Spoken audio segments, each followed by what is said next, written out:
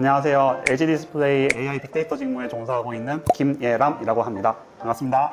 저는 유니스트 학사 석사 이렇게 나왔고요. 학점은 4.3만 점에 학사는 3.76, 석사는 4.09 이렇게 나왔고요. 자격증은 빅데이터 분석 기사. 많이 더우신가요? 짠 할까요? 짠. 안녕하세요. 오늘은 LG 디스플레이의 AI 빅데이터 직무로 재직하고 계신 현직자분을 모셨습니다. 안녕하세요. 안녕하세요. 짧게 자기소개 좀 부탁드릴게요. 안녕하세요. LG 디스플레이 AI 빅데이터 직무에 종사하고 있는 김예람이라고 합니다. 반갑습니다. 예람님은 혹시 여기에 용기 있게 나와주신 계기가 따로 있으실까요?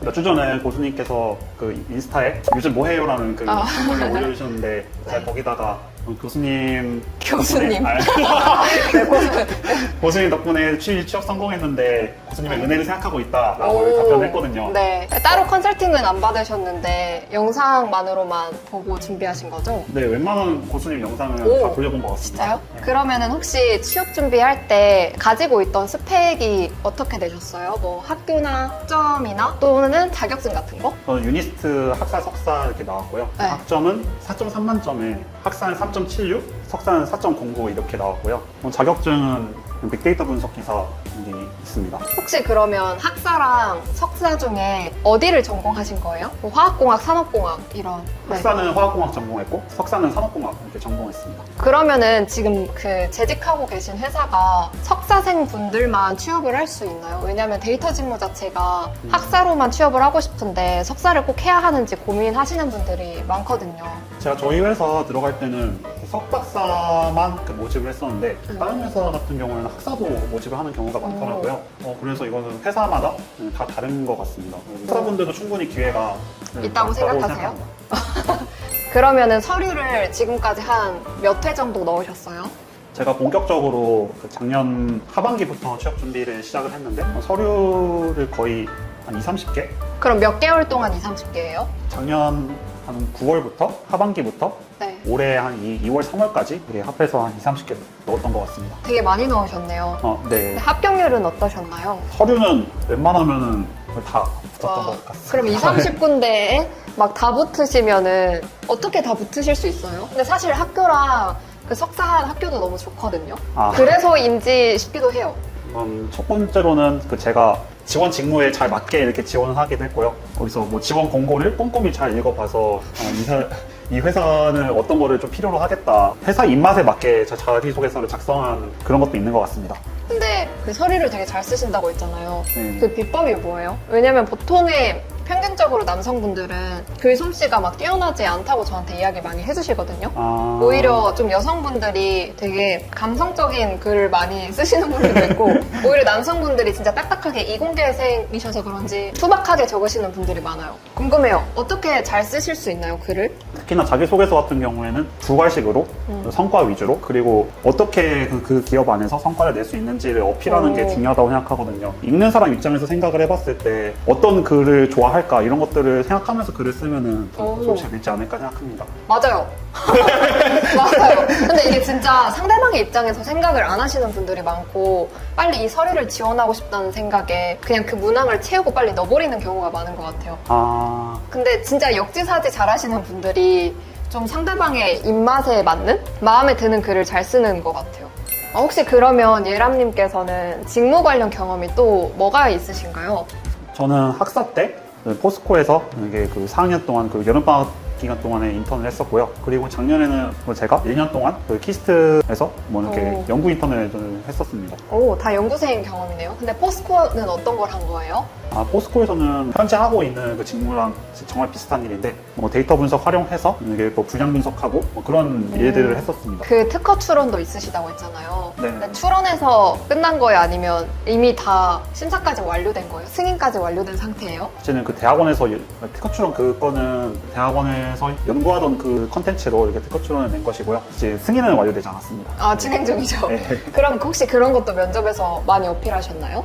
네, 반드시 어필을 했습니다. 왜냐하면 그것도 성과니까요. 맞아요. 그러면은 예람님께서는 서류도 되게 합격률이 좋았잖아요. 네. 그러면은 취준생 때 뭐가 가장 힘드셨어요? 면접에서 불합격할 때 좀 많이 힘들었던 것 같습니다.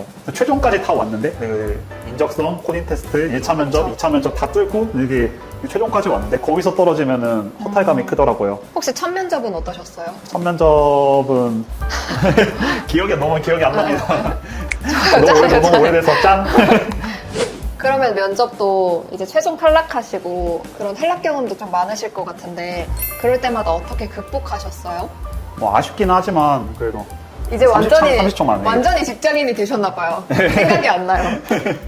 근데 저 같은 경우는 네. 면접이라기보다는 첫 번째 본 인적성에서 LG 이노텍 인적성이었던 것 같아요. 거기서 탈을 했거든요. 근데 네. 제가 인적성 공부를 아예 안 한 상태였어요. 근데 생각보다 빨리 서류를 붙어버린 거예요. 그래서 그냥 봤는데 떨어진 거죠. 그래서 인적성은 사실 노력의 영역이잖아요. 공부하면 그렇죠. 다 된다고 생각해요. 그래서 그때 탈락하고 좀 많이 울고 그때 자책했던 것 같아요. 근데 오히려 채찍질 할 때 저는 약간 불타오르는 것 같다 해야 되나? 그러니까 노력의 영역은 제가 노력하면 되는 거잖아요. 네네네. 그래서 그렇게 좀 더 많이 시간 투자하려고 했던 것 같고 또 다른 방법으로는요. 제가 현직자가 되었다고 생각하고 영상 촬영을 했거든요. 제가 노트북을 켜고 거기에 동영상 촬영할 수 있잖아요. 네네네. 그래서 카메라를 켜고 이제 제가 현직자가 되고 취준생이지만요. 현직자가 되고 이제 대학교에 그 취업 특강 하시는 선배들 있잖아요. 그 선배가 되었다고 가정을 하는 거예요.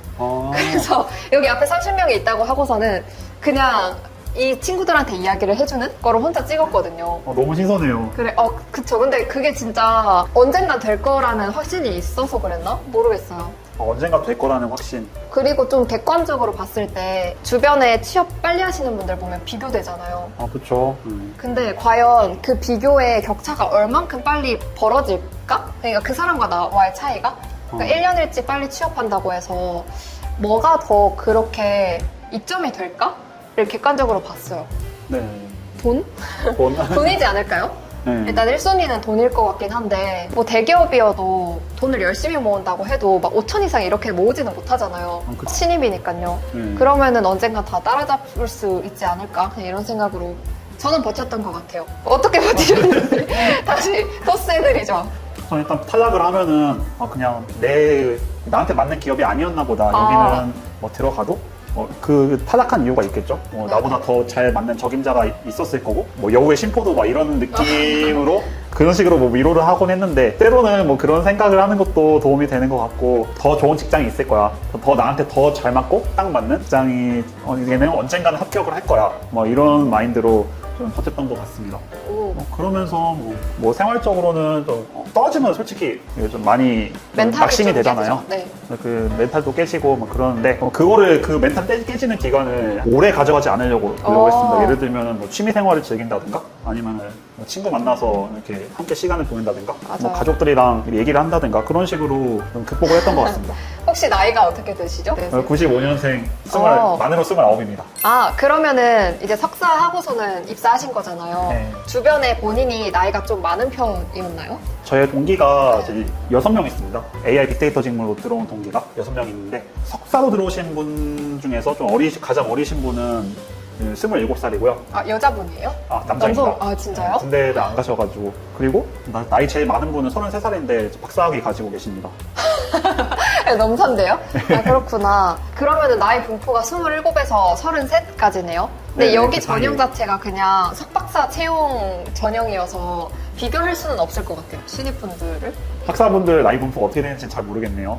근데 제가 뭐 이나원이라고 그 LG 네네. 그룹 연수 뭐 다녀왔거든요. 거기서 한 수백 명 모여 있었는데 각 그룹사들 다 친구들 다 모여서 한 140명 정도 돼 있는데 와. 그 앞에서 나이 분포를 어떻게 되는지 이렇게 얘기를 해주더라고요. 근데 진짜요? 네. 여기서 제일 나이가 많은 사람은 몇 살이고 제일 어린 사람 몇 살입니다 이렇게 해주시는데 네. 대회비인가요, 이거? 아니 그건 아니에요. 궁금해요. 제일 어린 사람은 2002년생. 몇 살이지? 23인가? 24시죠. 24. 그분 여자분이었어요. 저의 칼 졸업하고. 빠른인데 칼 졸업하셔가지고 제일 많으신 분은 그 뭐 중고 신입 분이신데 그분도 박사하신데 35. 그렇구나. 대단하시다. 그걸 어떻게 다 통계내서 말을 해주죠? 신기하네요. 퀴즈로 냈었어요. 진짜요? 레크리에이션 퀴즈로. 신박하다. 네. 신입사원들의 평균 나이는 몇일까요? 이렇게 해서. 진짜요? 네. 우와. 그럼 예란님께서는 제 인스타그램 봤다 했잖아요. 어떤 게 좀 유익하셨어요? 그 고수님의 영상은 언제부터 보셨나요? 언젠가부터 인스타그램에 계속 이게 뜨더라고요. 이게 몇 달 익숙한 전부터. 얼굴이. 네. 뭐 인스타그램도 보고 유튜브도 이렇게 구독하고 있는데 꽤 오래된 것 같습니다. 작년부터 봤던 것 같은데요. 뭐 알고리즘이 떴나 봐요. 네, 맞아요. 그걸 근데 이분을 봤는데 되게 짧고 강렬하신 거예요. 오. 그래서 그분의 영상을 계속해서 이렇게 봤는데 하나같이 주옥 같은 내용이어가지고 감사합니다. 그래서 그냥 바로 구독 누르고 인스타에도 뜨더라고요 그게. 그래서 구독 누르고 유튜브에서 먼저 보셨어요? 유튜브에서 먼저 봤는지 인스타에서 먼저 봤는지 좀 기억은 안 납니다. 근데 연결돼서 뜨더라고요 이게. 그러면은 제 영상 보고 어떻게 준비하셨어요? 이 답변을 그냥 똑같이 외우시는 분들이 있거든요. 저한테 컨설팅 받으시는 분들 보면 이 스크립트를 그냥 복붙해서 와요. 이걸 참고하라는 용이지 이게 정답인 건 아니잖아요. 네네. 어떻게 활용하셨는지 궁금해요. 제 개인적인 생각인데 그냥 외우는 것은 네. 좋은 전략이라고 생각은 안 되거든요. 왜냐하면 그 질문이 그대로 나오지 않을 것이기 때문에. 맞아요. 제가 좀 생각하는 좋은 전략이라 하면은 이런 답변들에 있어서 어려운 답변들이 나올 수가 있다는 것을 항상 염두에 두는 게 첫 번째로 중요한 것 같고, 두 번째로 중요한 것은 자신감. 고수님처럼 이렇게 자신감 있게 답을 하기. 네, 이게 중요한 것 같습니다. 네, 저 같은 경우에는 그걸 어떻게 활용했냐면은 네. 고수님이 말씀하신 템플릿 있잖아요. 네. 플로우요? 뭐 이런 플로우로 말하세요. 이런 거. 네네, 맞아요. 그런 것들만 참고해서 예를 들면 오. 면접관님 저는 이런 상황에서 이러하기 때문에 이렇게 행동을 하겠습니다. 이런 템플릿 형식으로 좀 답변을 해야겠다. 그리고 자신감 있게 답변해야겠다. 이런 생각을 했었습니다. 오, 감사해요. 근데 그 자신감이 이 면접의 고수가 자신감 있게 하는 나도 자신감 있게 해야지 한다고 해서 나오는 건가요? 그냥 면접의 고수님을 따라한다고? 답변이나 템플릿만 달달 외운다고 자신감이 생기는 건 아니고요. 그니까요. 네. 자신에 대해서 그리고 직무에 대해서 이해하는 게 훨씬 더 중요하다고 생각합니다. 그러면은 면접에서 이제 가셔가지고 네. 본인이 차별화된 강점이 뭐다 이런 걸 어떻게 어필하셨어요? 저는 수많은 기업들을 지원했는데요. 그 기업들에서 좋아할 만한 저의 차별점들이 달랐어요. 그래서 제 차별적으로 내세울 수 있는 만한 강점이 여러 가지 있었는데 그 기업들을 끼워 맞춰서 그 기업들이 좋아할 만한 그런 강점들을 어필해 주기만 하면 되는 거였거든요. 아무래도 연구하신 분야가 있어서 그런 건가요? 예, 맞습니다. 그러면 인성 질문 중에 가장 어려웠던 질문이 뭐예요? 이거는 인성 플러스 직무 질문이었는데 실제로 제가 다니고 있는 회사에서 받았던 질문이거든요. 네. 무슨 질문이었냐면은 지원자님이 대학원 기간 동안 그 A 분야를 연구하셨는데 최소 3년간은 활용하지 않을 수도 있다. 그래도 괜찮겠습니까? 라고 이렇게 질문하셨어요. 그래서 제가 좀 한 10초 정도 생각을 하다가 이렇게 답변했습니다. 면접관님, 제가 대학원에서 A 분야를 길게 연구해온 것은 사실입니다. 신입으로서 제가 하고 싶은 A 분야를 고집하기보다는 이 회사에 맞는 필요한 기술을 더 익히고 연마하는 데 시간을 투자하는 것이 더 올바른 자세라고 생각합니다. 그 A 분야를 적용하는 것은 그 후에 고려해봐도 늦지 않다고 생각합니다. 라고 이렇게 대답을 하셨고, 근데 면접관님들 표정이 되게 밝아지더라고요. 아, 진짜요? 그럼 진짜 지금 입사하니까 안 다루나요? 안 다릅니다.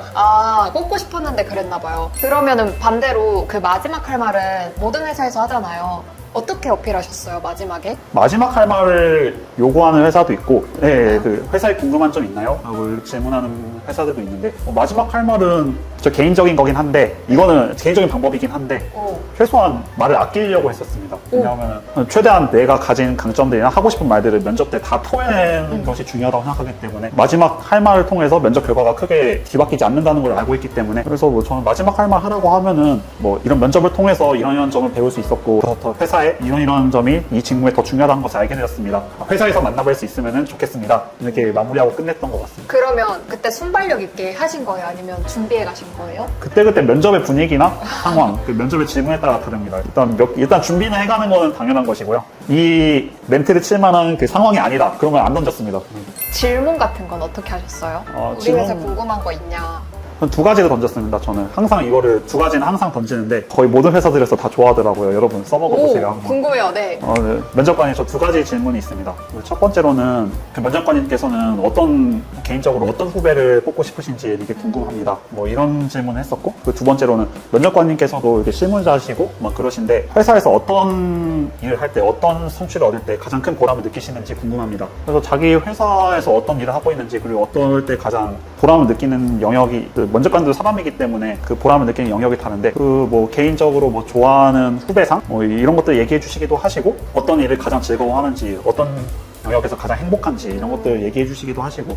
그러면은 가장 들어왔으면 좋겠는 후배에 대해서는 예시를 어떤 걸 들어주셨나요? 이것도 면접관님마다 달랐습니다. 하지만 제가 생각하는 그 면접관들이 가장 뽑고 싶은 후배들은 특히 신입 같은 경우에는 그 배울 자세가 되어 있는 사람, 물론 실력이 있는 사람도 당연히 중요하긴 하지만 여기 와서 열심히 배워보겠다, 최선을 다해보겠다, 이런 신입을 좋아하지 않나 이렇게 생각합니다. 그러면 아까 그 답변을 못 들었는데요. 네. 그 면접관분들은 이럴 때 성취감을 느낀다. 이런 예시는 뭐가 있었어요? 저희 회사 면접에서 들었던 예시를 들려드리겠습니다. 저 지금 다니고 있는 회사에서 지금은 옆 부서 팀장님인데 그분이 하시는 말씀이 저희는 지금 그 AI로 분량 분석하고 있는 그 제품의 분량을 분석하고 뭐 긴급 대응하고 뭐 그런 일들을 하고 있는데 저희는 긴급 대응 성격이 강하거든요. 직무 특성상 현업에서 그 뭐 이렇게 지원 요청이 들어오면은 빨리빨리 데이터 분석해서 빨리 문제를 해결해주고 그래서 문제를 해결해서 그 공정 수율이 높아지면은 그걸로 성취감을. 큰 성취감을 느낀다고 하더라고요. 그런 걸 주변 답변 인정도 없고. 포인트로 해야겠네요. 제조업에 관심이 많으신 분이라면 수요? 그런 답변을 해도 좋을 것 같습니다. 향상. 좋습니다. 그러면 마지막으로 이 영상을 보고 있는데 반복된 탈락이거나 추정 기간이 길어지시는 분들도 보고 있을 거란 말이에요. 그분들에게 어떤 말을 해주고 싶으세요? 두 가지 좀 말씀을 드리고 싶은데요.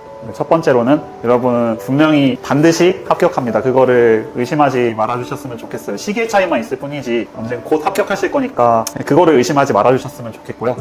두 번째로 드리고 싶은 말씀은 저도 똑같은 시기를 겪었고 많은 좌절을 숱한 좌절을 겪었고 그렇기 때문에 여러분들이 지금 느끼시고 있을 그런 힘듦, 무조건 좌절감들을 다 경험해봤어요. 그래서 다 이해가 됩니다. 그래서 또 그리고 마음이 되게 아프거든요. 전 F라서. 아 그래요? 아 F 같아요. 네.